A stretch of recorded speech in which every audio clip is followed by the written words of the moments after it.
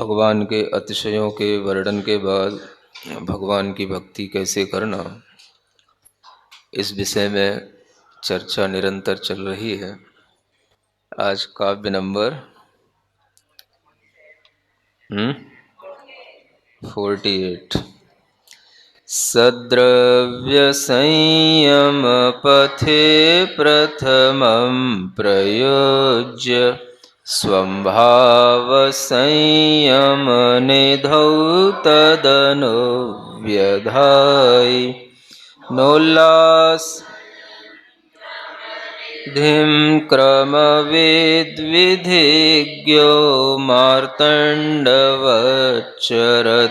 वै महतां स्वभावः। पहले आप द्रव्य संयम के पथ पर खुद को चला दिए, तभी भाव संयम की निधि भी आप स्वयं ही जो क्रम जाने विधि को जाने, क्या उल्लंघन कर सकता महापुरुष का यह स्वभाव है, सूरज समपथ पर चलता। भगवान महावीर स्वामी के लिए कहा जा रहा है कि जिन्होंने सद्द्रव्य संयम पथे प्रथमम प्रयोज्य, अपने आप को सबसे पहले द्रव्य संयम के पथ पर लगाया। दो प्रकार के संयम होते हैं, एक द्रव्य संयम और एक भाव संयम। और ये द्रव्य और भाव की बात आप बहुत बार बहुत तरीके से सुनते होंगे। जिनागम में ये द्रव्य और भाव के माध्यम से ही हर चीज़ों का वर्णन अधिकता से मिलता है। द्रव्य संग्रह में भी आप पढ़ रहे होंगे, पढ़ा होगा, द्रव्य आश्रव, भाव आश्रव, द्रव्य बंध, भाव बंध, द्रव्य संवर, भाव संवर, द्रव्य निर्जरा, भाव निर्जरा, द्रव्य मोक्ष, भाव मोक्ष, सब तत्वों में घटित हो गया। और इसी तरीके से यहाँ कहा जा रहा है द्रव्य संयम और भाव संयम। यह वस्तुतः जो संवर तत्व है उसका ही एक भेद है, जिस संवर की प्राप्ति करने के लिए हम व्रतों को प्राप्त करते हैं, व्रतों को ग्रहण करते हैं। उस व्रत को ग्रहण करने के लिए पहले हमें क्या करना होगा? द्रव्य संयम का मतलब होता है कि अपना परिग्रह छोड़ना, राजपाट छोड़ना, घर बार छोड़ना, रिश्ते संबंधों को तोड़ना, और फिर जो है जंगल में पहुंचना, सब कुछ वस्त्र आभूषणों का त्याग करना। और इस तरह की इस त्याग की भावना के साथ में जो भीतर से भावों की उपलब्धि होती है, जो भावों में विशुद्धि आती है, उसको कहा जाता है भाव संयम। तो कई लोगों का ऐसा सोचना, ऐसा कहना होता है कि हमें पहले भाव संयम को उपलब्ध होना चाहिए, द्रव्य संयम तो अपने आप आ जाता है। कई लोगों ने इस तरह से व्याख्याएं भी कर रखी हैं। भगवान महावीर स्वामी के लिए भी उन्होंने इस तरीके की व्याख्याएं बना रखी हैं कि भगवान तो वस्त्र का त्याग नहीं किए थे, वस्त्र तो भगवान के अपने आप छूट गए। भगवान चले गए, घर त्याग करके जंगलों में घूमते थे, तो उस समय पर जब वह दीक्षा ले लिए, इतना तो स्वीकार्य है कि दीक्षा ले लिए, फिर उसके बाद में दीक्षा लेकर के वह घूमते रहते थे जंगलों में, तो वो बिल्कुल उन्हें अपनी देह की सुध नहीं रहती थी, देह से बहुत विरक्त थे वो। तो उनके शरीर पर जो वस्त्र पड़ा था, वो वस्त्र एक दिन मतलब ऐसे ही किसी झाड़ी में उलझ गया और वो हट गया, तो वो वस्त्र उनसे छूट गया। उनने वस्त्र नहीं छोड़ा, छूट गया। ऐसी लोग व्याख्या इसलिए करते हैं कि हमें वस्त्र को पहले नहीं छोड़ना है, पहले हमें भावों को छोड़ना है जिन भावों से हम बंधे हैं, और भावों में संयम पहले लाना है, द्रव्य संयम बाद में हो जाएगा। ऐसी व्याख्या करने का प्रयोजन ये रहता है कि पहले अपने भाव उज्जवल कर लो, भावों में निर्मलता ले आओ, भाव इतने बलिष्ठ बना लो कि आपके सामने आया हुआ परिग्रह या कोई भी चीज वो अपने आप छूट जाएगी जब आपके भाव उस तरीके के हो जाएंगे। छोड़ना नहीं पड़ता है। क्या समझ आया? छोड़ना नहीं पड़ता, अपने आप छूट जाता है। परिग्रह छोड़ना नहीं पड़ता, अपने आप छूट जाता है। इस तरह से जो व्याख्या की जाती है और लोगों को भाव दिया जाता है, तो भोले भाले लोगों को भी बात तो सही समझ में आती है कि पहले भाव अच्छे बना लो, है ना, भावों में दृढ़ता ले आओ। जब अपना भाव होगा तो अपने आप वस्त्र अपने आप छूट जाएगा, है ना।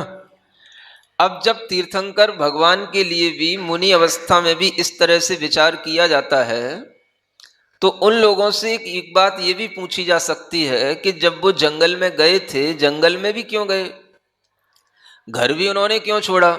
जब भावों से ही सब कुछ छूटना है, तो भाव में ही उन्होंने सब कुछ छोड़ दिया, भाव में ही सब कुछ छूट गया, तो फिर उन्हें गृह त्याग की भी क्या जरूरत पड़ गई? उन्हें और सब वस्त्रों के त्याग की क्या जरूरत पड़ गई? जो एक चादर ही उनके ऊपर लटकी रह गई और उसको लटका के वो घूम रहे थे, उनने पूरा सब कुछ फिर क्यों छोड़ दिया? जैसी एक चादर वैसे सभी वस्त्र आभूषण। सब वस्त्र आभूषणों को छोड़ने के बाद में एक चादर बस उनके ऊपर पड़ी है और वो अपना दिगंबरत्व छिपाए हुए हैं। ये सिद्ध करने के लिए बताया जा रहा है कि वो दिगंबर नहीं है, क्योंकि उनके ऊपर एक चादर पड़ी हुई है। अब जिस व्यक्ति ने सब कुछ छोड़ा होगा, सब कुछ त्याग किया होगा, वो एक चादर से क्या मोह रखेगा?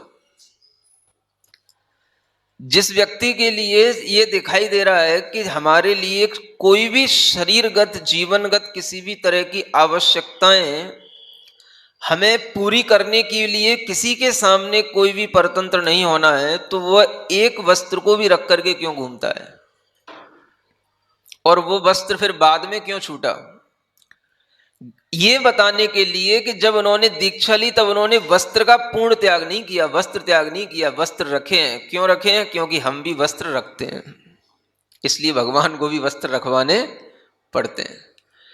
मतलब यह है कि जब व्यक्ति अपने द्रव्य संयम को, माने बाहरी वस्तुओं के त्याग को अपनी दृढ़ता से नहीं अपना पाता, तो वह भीतर से इस तरह की सिद्धांतों को परिवर्तित करता है और वह भीतर से अपने अंदर इस तरह का भाव ले आता है कि पहले आप भाव कर लो, भाव भाव भाव भाव करते रहो, तो वो भाव तो कभी भी ऐसा पूरा दिखता ही नहीं कि कब भाव आएगा और कब भाव पूरा होगा और कब उस भाव के साथ में अपने आप सब हो जाएगा। अगर केवल भाव से ही सब कुछ हो जाता तो फिर बाहरी द्रव्य संयम की या किसी भी बाहरी त्याग की, किसी भी बाहरी परिग्रह को छोड़ने की या कोई भी केशलोच आदि करने की जरूरत फिर क्या रह जाती है? अब कोई कहे कि हमने अपने शरीर से मोह छोड़ दिया, हमारा भावों से सब कुछ छूट गया, अब हमें क्या केशलोच करने की जरूरत है? तो केवल भाव कहने से सब कुछ हो जाता है। तीर्थंकरों को भी अपना भाव बनाने के साथ साथ ये द्रव्य संयम को ही पहले अपनाने की आवश्यकता पड़ी। भाव इतना ही बनता है कि उन्हें संसार से वैराग्य हुआ कि मुझे अब किसी भी पर भाव में उलझना नहीं। संसार शरीर भोगों से विरक्ति होने के बाद में हमें अपना जीवन सिर्फ अपनी आत्म तत्व के लिए लगाना है और केवल हमें अपनी ही आत्मा जो शाश्वत है उसी के लिए हमें सब कुछ करना है। बाहरी किसी भी वस्तु से हमारा कोई भी संबंध नहीं। ऐसा विचार करके जब वो द्रव्य संयम को धारण करने के लिए अपना पूरा गृह परिवार सब त्याग किए, तो उन्होंने कुछ भी अपने पास में नहीं रखा, पहले उन्होंने द्रव्य संयम धारण किया। इसको बोलते हैं द्रव्य संयम, द्रव्य त्याग के साथ में। द्रव्य का त्याग होगा तो ही भाव का त्याग होगा, द्रव्य का त्याग नहीं होगा तो भाव का त्याग नहीं होगा। समझ आ रहा है? परिग्रह से भाव कैसे छूटेगा? तो पहले द्रव्य छोड़ दो, भाव अपने आप छूट जाएगा। आपको किसी भी चीज से अगर भय लगता है तो भय उसी चीज से लगेगा जिस चीज के साथ में आपका अपनापन जुड़ा हुआ है, ये मेरा है। और जहां ये भाव आ जाता है मम इदम, ये मेरा है, तो उसी का नाम परिग्रह कहलाता है। वो परिग्रह आपके साथ होगा तो आपको भय होगा, और परिग्रह नहीं होगा तो आपको कोई भय नहीं होगा। कभी कभी एक छोटी सी घटना पढ़ता हूं। एक गृहस्थ साधु होते हैं और वो अपने एक शिष्य के साथ में जंगल से कहीं गुजर रहे होते हैं। समझ आ रहा है? वस्त्रधारी गृहस्थ साधु की बात कर रहा हूं। वो अपने किसी चेले के साथ में जंगल से गुजरते हैं। थोड़ा सा जंगल भयानक सा दिखता है, चारों ओर कोई भी आदमी का वहां पर आना जाना नहीं है, और सब प्रकार के वंचर जीव वहां पर घूमते रह सकते हैं। तो जैसे जैसे वो साधु उस चेले के साथ में चला जा रहा है तो वो रास्ते में एक बात पूछता जा रहा है, भाई देखते जाना, आगे कोई डर तो नहीं है, कोई भय तो नहीं है? तो वो चेला सोचता है कि ये जो मेरा गुरु है ये बार बार एक ही बात क्यों कह रहा है कि भाई देखते जाना, आगे कोई भय तो नहीं है। अब भय आगे कहां से आया? भय कोई ऐसा भूत है कि वो आगे आके खड़ा हो जाएगा? ये भय कहां से आ रहा है? आगे कोई भय तो नहीं है। मतलब उसका क्या है कि कहीं कोई आगे जानवर आ जाए, या कोई लुटेरा आ जाए, कोई डाकू आ जाए, कोई आदमी आ जाए, कुछ लूट ले जाए या कुछ ले जाए हमसे।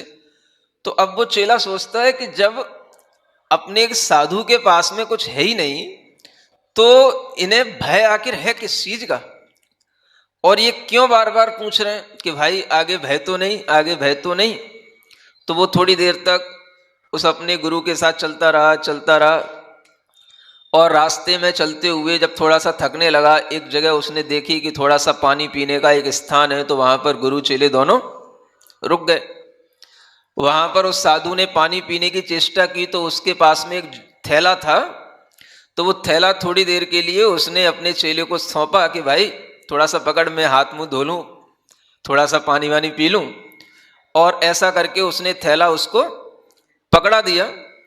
तो उस चेले के मन में आया, थोड़ा देखूं तो इस थैले में है क्या है। समझ आ रहा है?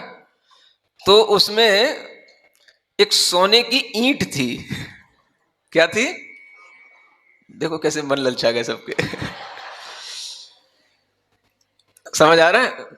अब लोग तो अपने घरों में सोने की गिट्टियां रखते हैं थोड़ी छोटी सी। उसमें क्या थी? सोने की ईंट थी। तो वह, अब चेला समझ गया कि ये साधु बार बार क्यों कह रहा है कि भाई देखना आगे भय तो नहीं, आगे भय तो नहीं। तो उसने क्या किया कि वो सोने की ईंट उठा करके तो उसने जंगल में एक तरफ पटक दी, और सामान्य सी ईंट उठा करके उस थैले में डाल दी। समझ आ रहा है? उतनी ही भारी।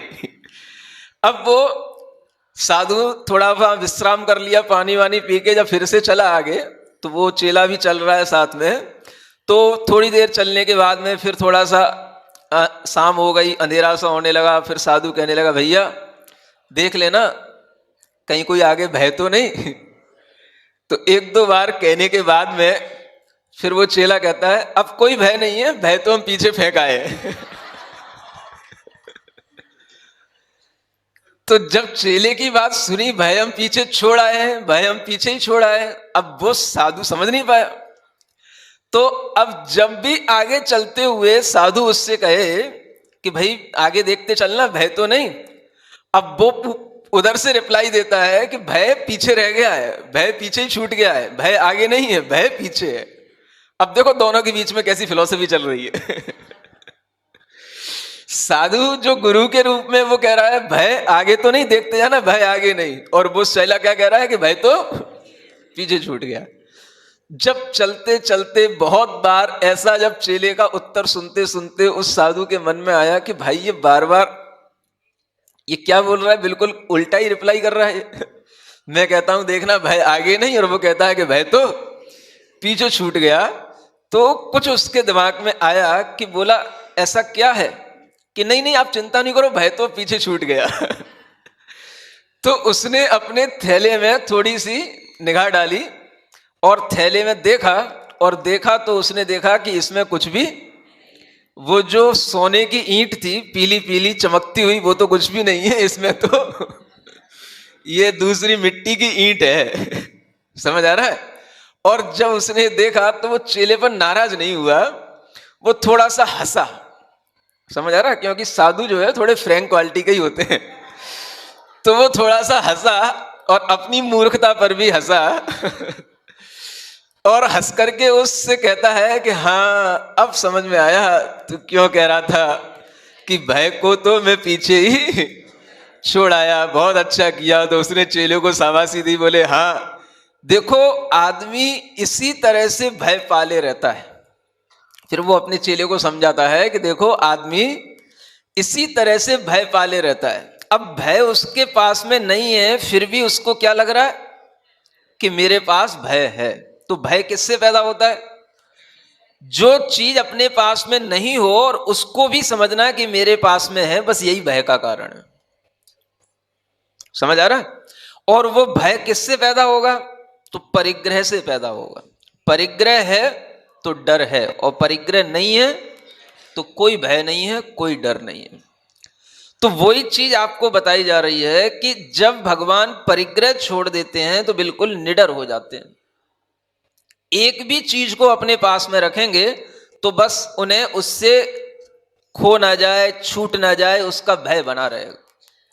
तो जब उन्होंने सब अपने वस्त्र आभूषण त्याग किए तो वो एक वस्त्र भी अपने ऊपर क्यों लपेट के रखेंगे, ये सोचने की बात है। जो दूसरे लोग एक वस्त्र के साथ में भगवान को दिखाते हैं, दिगंबरत्व को छुपा देते हैं, ये बताने के लिए कि उन्होंने दिगंबरत्व को स्वीकार नहीं किया, दिगंबर तो बाद में हो गए थे। समझ आ रहा है। ऐसी एक पॉलिटिक्स क्या बोले उसको, ऐसी जो है मतलब एक कूटनीति भावों में शास्त्रों के साथ, सिद्धांतों के साथ चला करती है। कुछ लोग इसी तरीके की एक भावना अपने अंदर ले आते हैं। दिगंबरों में भी एक सेक्ट है जो इस तरीके से बार बार कहता है कि भाई जब भाव आएगा तो अपने आप सब हो जाएगा, वैराग्य हो जाएगा, ज्ञान हो जाएगा, केवल ज्ञान हो जाएगा। समझ आ रहा है। अभी तो कर्म का उदय चल रहा है, जब चारित्र मोहनी कर्म का क्षयोपशम हो जाएगा तो अपने आप आपको वैराग्य हो जाएगा, वैराग्य लेना नहीं पड़ता, वैराग्य हो जाता है। और फिर फिलॉसफी की व्याख्याएं तो अपने आप हो ही जाती हैं। समझ आ रहा है। जैसे आप किसी से कहते हो प्रेम किया नहीं जाता है, प्रेम हो जाता है। जो हो जाता है वही वास्तविक होता है, जो किया जाता है वो तो बुद्धिपूर्वक होता है, उससे कुछ लेना देना होता नहीं। तो बस व्याख्याएं तो दार्शनिक अगर अपनी घुमाए तो कर सकता है। समझ आ रहा है। हम भी कर सकते हैं, लेकिन थोड़ी मान मर्यादा रहती है, इसलिए ज्यादा नहीं बोलता। तो कहने का मतलब यह है कि इस प्रकार की भावनाओं से व्यक्ति ये बताना चाह रहा है कि पहले भाव कर लो, भाव भाव हो जाएगा तो अपने आप हो जाएगा। समझ आ रहा है। लेकिन यहीं तीर्थंकर भगवान के अगर हम जीवन चरित्र को देखते हैं तो हम पाते हैं कि भगवान ने भाव भी किया और उसके साथ साथ द्रव्य का आलंबन लेकर के द्रव्य का त्याग भी किया। पहले उन्होंने भाव बनाया कि मुझे वैराग्य हुआ है, तो मुझे वैराग्य है तो मैं अपने भावों के साथ में पहले क्या करूंगा, अगर भाव आ गया तो पहले मुझे सब कुछ द्रव्य छोड़ना है। फिर उस द्रव्य को छोड़ने के बाद में जो भाव आएगा वो भाव अलग क्वालिटी का होगा। गुणस्थान जो बदलेगा वो घर में रह करके, जब तक घर का भाव आया कि मुझे वैराग्य आ गया, तब तक गुणस्थान नहीं बदला, तब तक गुणस्थान तो चौथा ही रहेगा। समझ आ रहा है। चाहे वो तीर्थंकर ही क्यों ना हो, जब तक वो ये कह रहे हैं कि हमको वैराग्य आ गया, अब मुझे घर से जाना है, मैं घर त्याग रहा हूं, मैं घर छोड़ के जा रहा हूं, जब तक जा रहे हैं और जब तक वो जंगल में पहुंच रहे हैं, जब तक वो शिला पर बैठ रहे हैं, जब तक कि उन्होंने वस्त्र का त्याग बुद्धिपूर्वक नहीं किया, तब तक उनका गुणस्थान क्या बना हुआ है। देखो, एक भाव वो है जो द्रव्य के त्याग के लिए बनता है और एक भाव वो होता है जो द्रव्य त्यागने के बाद आता है। तो गुणस्थान जो भीतर से बदलेगा वो द्रव्य त्याग के बाद बदलेगा। अब जैसे ही वो संयम का भाव आएगा, संयम का गुणस्थान कौन सा, प्रमत्त विरत, अप्रमत्त विरत। ये विरत जो होता है, व्रत छठवां सातवां गुण स्थान ये संयम आने पर ही आएगा।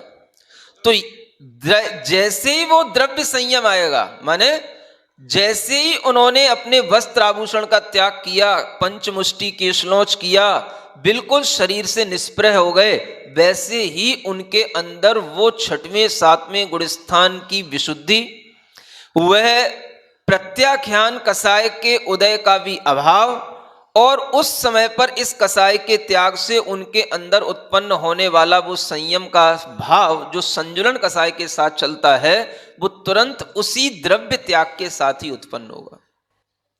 ऐसा नहीं होगा कि पहले संजुलन कसाय का उदय रह जाए फिर बाद में अपने आप द्रव्य छूट जाए। समझ आ रहा है? ऐसी उल्टी पट्टी पढ़ाने वाले लोग भी सब तरीके के समुदाय में आ गए हैं, दिगंबरों में भी हैं और श्वेतांबरों में भी हैं। समझ आ रहा है? तो वो यहां बताया जा रहा है कि वर्धमान भगवान महावीर तीर्थंकर होते हुए भी, समझ आ रहा है, बड़े लोग हैं तो बड़े लोगों के लिए तो भाई कोई भी नियमावली होती नहीं है, ऐसा लोग सोचते हैं। बड़े लोग तो कुछ भी कर सकते हैं, ऐसा नहीं है। वो यहां बताया जा रहा है कि जो क्रम को जानने वाला होता है, जो न्याय को जानने वाला होता है, बड़ा व्यक्ति कभी भी न्याय विरुद्ध कोई काम नहीं करता है।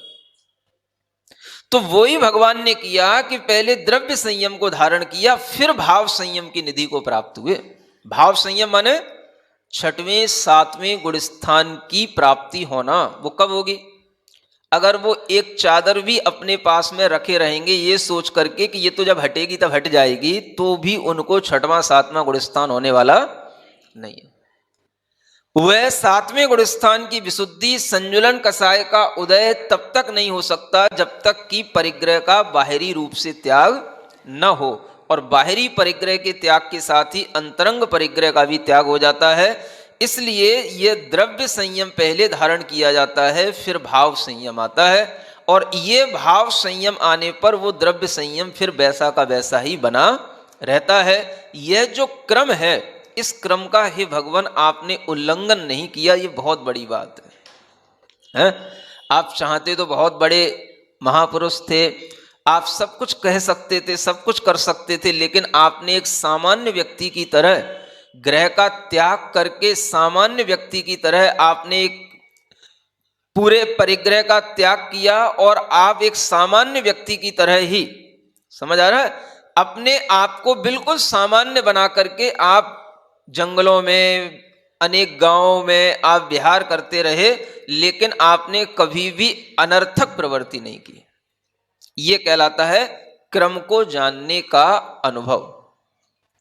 एक उदाहरण दिया है, मार्तंडवत् चरति वै महताम स्वभाव है। महान व्यक्तियों का यह स्वभाव होता है कि वो हमेशा मार्तंड माने सूर्य की तरह आचरण करते हैं। क्या मतलब हुआ? सूर्य की तरह उनके पास में तेज होगा, प्रताप होगा, सूर्य की तरह उनके पास में सब कुछ प्रभुत्व होगा, लेकिन अदवा तदवा नहीं चलेंगे। आप देखते हो सूर्य के गमन करने की भी वीथियां होती हैं, गलियां होती हैं, और सूर्य हमेशा एक उसी पाथ पर चलता है। समझ आ रहा है?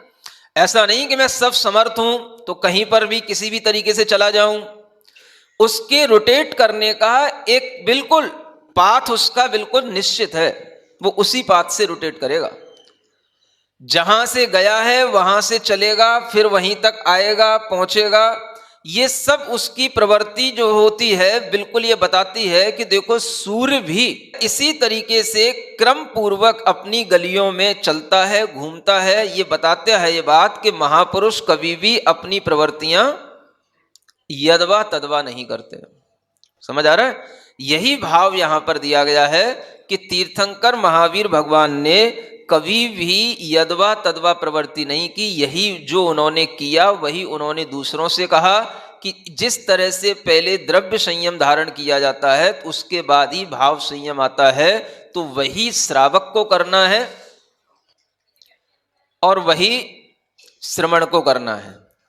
द्रव्य संयम का मतलब इसीलिए कहा जाता है कि जब आपसे कहा कि जैसे आपको कोई चीज का त्याग करने को कहा जाता है, तो किसी चीज का त्याग करने का मतलब क्या है? उस त्याग के साथ ही आपके अंदर भावों में संयम आएगा।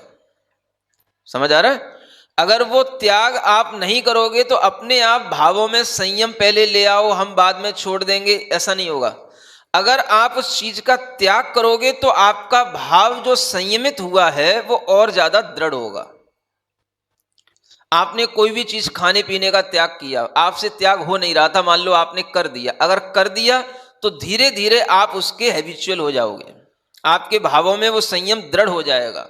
हो सकता है कि त्याग करते समय पर आपके भावों में संयम की दृढ़ता ना हो, आपको डर हो कि हमसे संयम पलेगा कि नहीं पलेगा, लेकिन जब आप उस चीज का त्याग कर दोगे तो उससे जो आपकी बुद्धि हट जाएगी, उससे जो आपके अंदर एक उससे दूर होने का भाव आ जाएगा, तो वही भाव आपको धीरे धीरे आपको अपने में स्थिर कर देगा कि जिस चीज का त्याग है अब हमें उस चीज का सेवन नहीं करना है।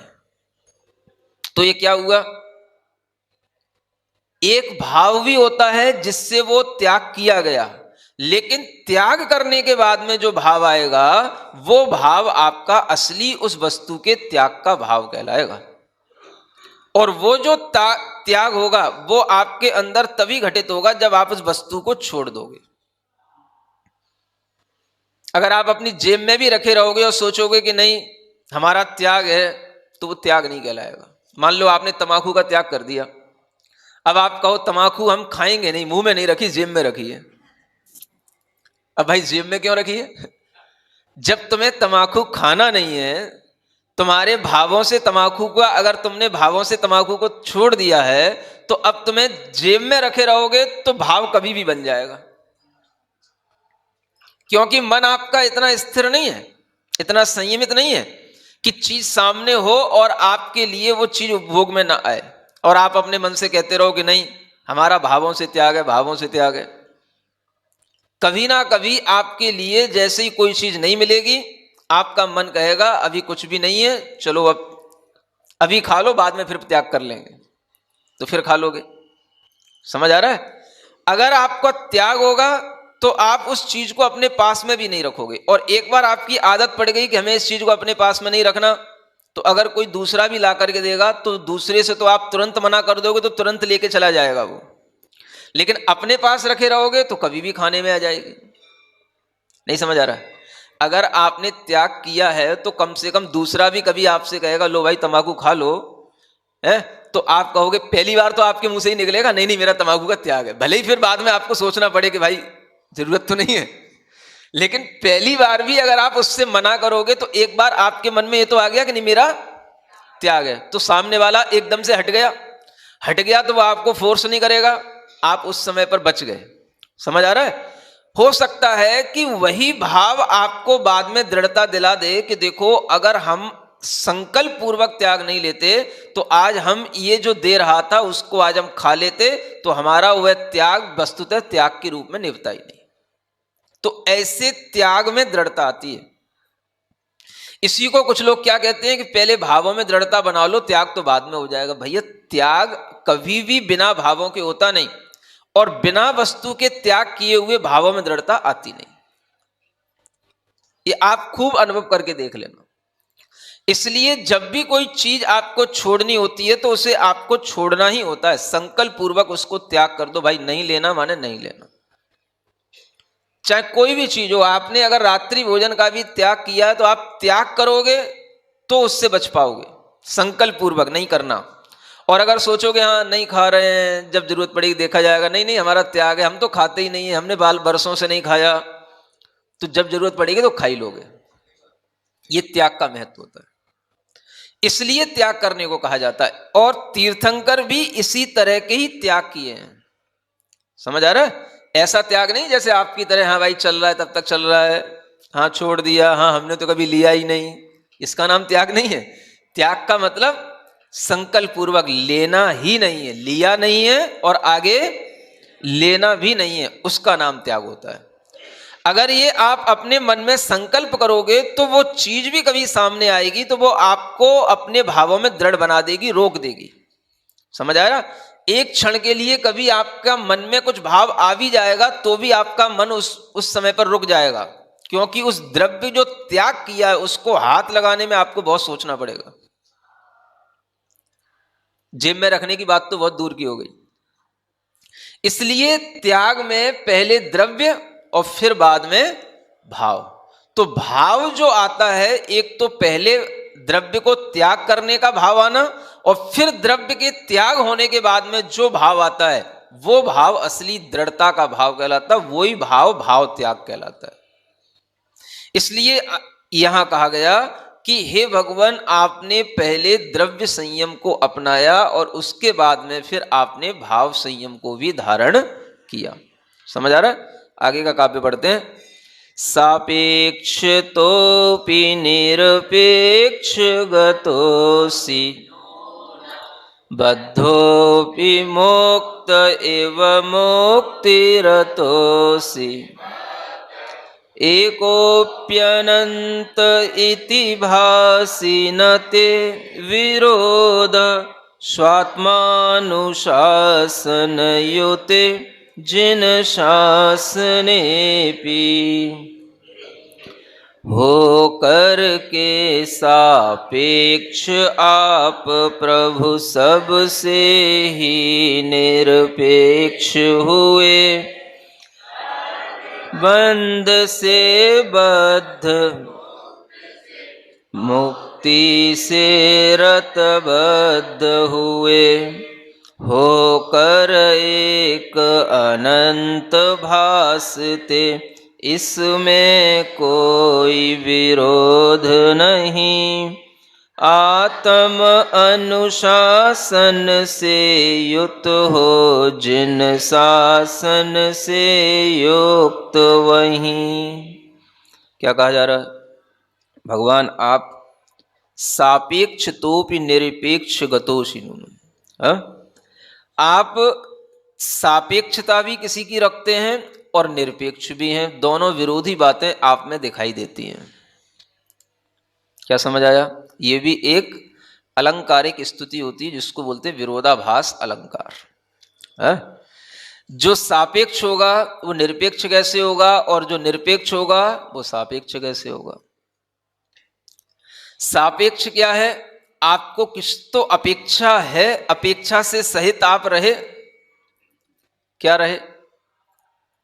आपने द्रव्य संयम का भी पालन किया और किसी भी बाहरी द्रव्य का आपने त्याग किया, तो किसी की आपने अपेक्षा रखी, तब आप निरपेक्ष हो पाए। समझ आ रहा? और जब आप निरपेक्ष हो गए तो भी आप कुछ अपने अंदर अपेक्षा रखे हुए हो, कुछ तो अपने अंदर किसी चीज का पक्ष रखे हुए हो, बिल्कुल निरपेक्ष नहीं हो। तीर्थंकर भी वही प्रवृत्ति करते हैं जो पहले के तीर्थंकर करके आ चुके हैं। समझ आ रहा? कोई भी तीर्थंकर अलग से कोई अपनी प्रवृत्ति नहीं करते हैं, और हर तीर्थंकर एक समान ही प्रवृत्ति करते हैं, चाहे वो विदेश क्षेत्र के तीर्थंकर हों, चाहे भरत ऐरावत क्षेत्र के तीर्थंकर हों। तो सापेक्षता है कि नहीं? मुझे इसी तरह से द्रव्य संयम के साथ भाव संयम का पालन करना है।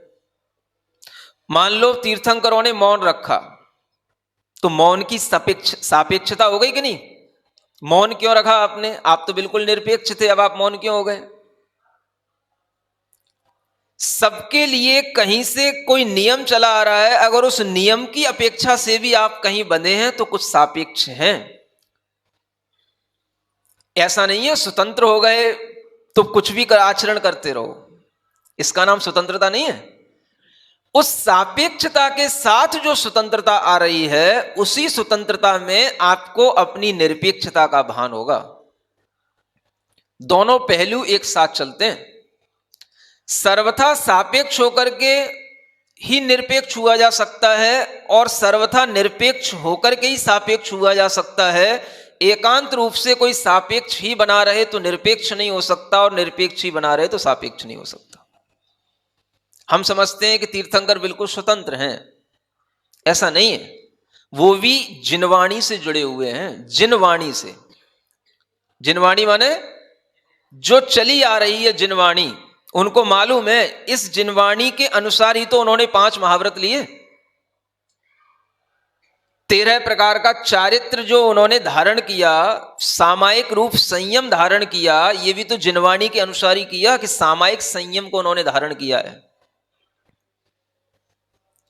वो तीर्थंकर हैं तो इसका मतलब वो तीर्थ चलाएंगे, तो इसका मतलब ये नहीं है कि उन्हें पहले से ही चली आई कोई बात मान्य नहीं है। पहले की चली आई बात के अनुसार ही चल करके वो आगे उस तीर्थ को और आगे बढ़ाएंगे, कोई नया तीर्थ नहीं चलाएंगे।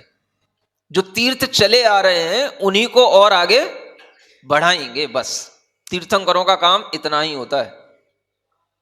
समझ आ रहा है? आदिनाथ भगवान से लेकर पार्श्वनाथ भगवान तक जो तीर्थंकर हुए वो सब उस तीर्थ को आगे बढ़ाते हुए आ रहे हैं। अब उसी तीर्थ को आगे बढ़ाने के लिए वर्धमान भगवान सामने हैं। तो पिछले वाले जो तीर्थ हैं उनके जो मुख्य जो नियम चले आ रहे हैं उनको पालन तो कर रहे हैं। ऐसा तो नहीं है कि कहीं भी जंगल में कुछ भी फल फूल तोड़ लिया, किसी भी वृक्ष के ऊपर बैठ गए, किसी भी बंदर को खिला लिया, किसी भी डॉगी को अपने पास बुला लिया, कुछ भी कर रहे हैं, अकेले हैं, घूम रहे हैं जंगल में, कुछ भी कर रहे हैं, ऐसा